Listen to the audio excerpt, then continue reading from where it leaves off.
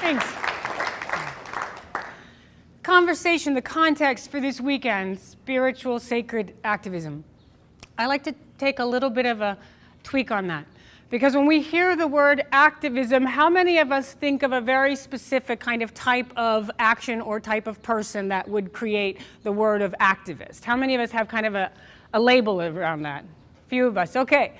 So when we hear activism or activists, we oftentimes think those people who are doing a certain thing to make a difference in the world. But my experience, beginning with living in a tree for 2 years and 8 days, my experience has taught me that no choice happens in a vacuum. And so therefore, every single choice changes the world. Because no choice happens in a vacuum, every thought, every word, every action absolutely has impact. It's actually scientifically, spiritually impossible to make no difference. It's actually impossible. Darn! That means we got to be a lot more responsible for the power of our lives, doesn't it?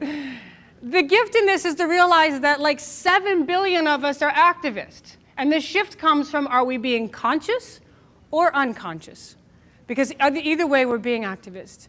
For those of you who were in the workshop this morning that I was blessed to co-facilitate with Johnny, you'll hear a few things again, and I hope that it just reignites something new and alive for you and doesn't bore you too much. But there's certain themes that just feel really relevant for me, and this is one of them. For us to realize that every single time we make a choice to do something or not do something, to speak or not speak, whatever it is, every time we're actually shaping our reality, we're changing our world, because it is actually impossible to make no difference. The amount of times people have come up to me and said, "Thank you, Julia, for showing us that one person can make a difference." And my response has always been, no. It's not, can we make a difference? It is, we do make a difference. We do. And so the question then shifts from one that's kind of playing into the victim role of, I don't know if I can make a difference or not, to being one of, I do make a difference. And so the question then becomes, what kind of a difference do I want to make? What kind of difference does my heart want to see in the world? What kind of difference does my soul call me into being and modeling in the world? It's such a profoundly different way to live our lives. In case you can't tell, the minute I start talking about it, I'm like, whoa! I get on fire with it because I just had this experience that recognizing that I am constantly co-creating with my world around me beyond just a spiritual level, but on a practical level, has been a very intense call to action in my life. It doesn't let up on me, but it's also been one that's brought me so much joy in my life. There are days when I wake up and I'm grumpy and I'm moody and I'm blah, blah, blah, all up in my stuff. I have those days, more of them than I'd probably like to admit sometimes. But what always happens is when I get present to my power to make a difference in the world, I get present to the call to action that is, and it immediately starts pulling me out of my grumpiness. It immediately has me looked for a way to be in service every moment of every day. And for me, the best cure I've found for grumpy, moody, woe is me is to get in service to others. And to recognize that there's no such thing as another. That if I'm being in service to something perceived as an other, I'm actually being in service to myself, because we are all one is actually true. It's actually what's happening. And so as I get in service, I get present to how great my life is. There were days in the tree where I literally thought I couldn't take another day. There were days in the tree where I thought I couldn't take another moment, where I thought if I can just have one more breath, maybe I'll make it to the next one. I did go through the worst storm in recorded history in California. Not the most brilliant time to go live in a tree. I went through a company trying to kill me. I went through activists who I thought should be allies, all of a sudden turning on one another and attacking one another because we haven't done enough work in the community to help us work on our inner wounds as we're trying to change the outer wounds. I went through the experience of dealing with media and how intensely difficult that was, that I would give them my best and what would come out the other end was so disheartening half the time.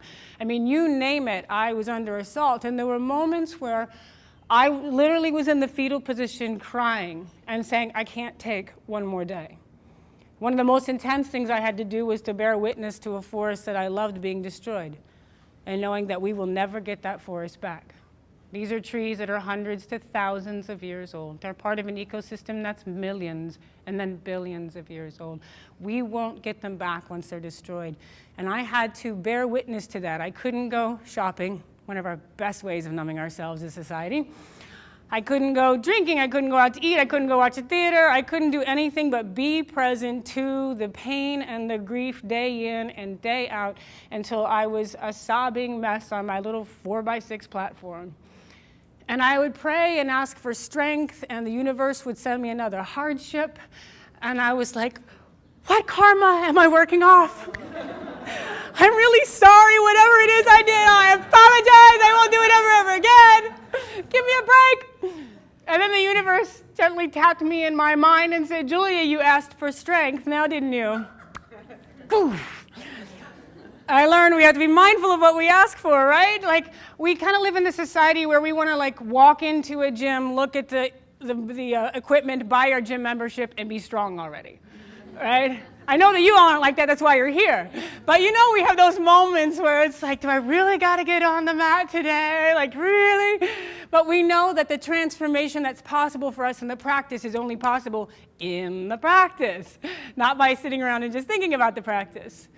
And so I had asked the universe for strength, so it gave me more hardships so that I could grow stronger to deal with what was coming next. And in those moments where there was literally all I had was the breath, I got present to the miracle of our breath. In yoga, we do a lot of mindful breathing, but I don't know how oftentimes we stop to think. Everyone take a breath together. And then let it out. A miracle just happened. Are we present to the fact? We love how taking a deep breath gets us present, but are we present to the fact that every single time we take a breath, a miracle happens? We are a miracle every breath of every day. And for me, spiritual activation becomes not about a to-do list of things I should do to make a difference in the world, or I'm supposed to do. When I'm present to the miracle of my breath, spiritual activation becomes, I recognize that my life is a gift.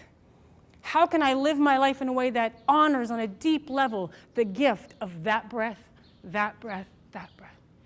It takes the work, it takes the practice of being in service out of future outcomes and gets us present to right here, right now. Just like yoga does. If we're thinking too far ahead, we are not doing our yoga practice. And oftentimes we will injure ourselves, we will fall over, or at the very least we won't receive what's available to us that is possible when we're doing the practice and we're completely present to our own practice, to our breath. That presence gives us an offering.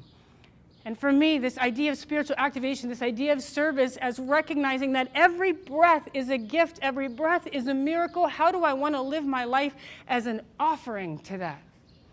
So many of us will have some kind of meditation altar where we're honoring different people and places or things in our lives. That's beautiful. I invite you to remember that every moment of every day is the opportunity to actively bow in honor of the gift of the breath. That every choice can be an offering to that breath. The other piece for me is when I got present to the gift of my life, because before that, I oftentimes had the story of how bad my life was. How many things happened to me that were hurtful, how many people were treating me bad and wrong, you know, all that good old story we sometimes like to lug around with us. I was the queen of lugging it around then. I have my moments still, but I was like the queen of all that stuff that happened to me. You know, I had a lot of story around all that story.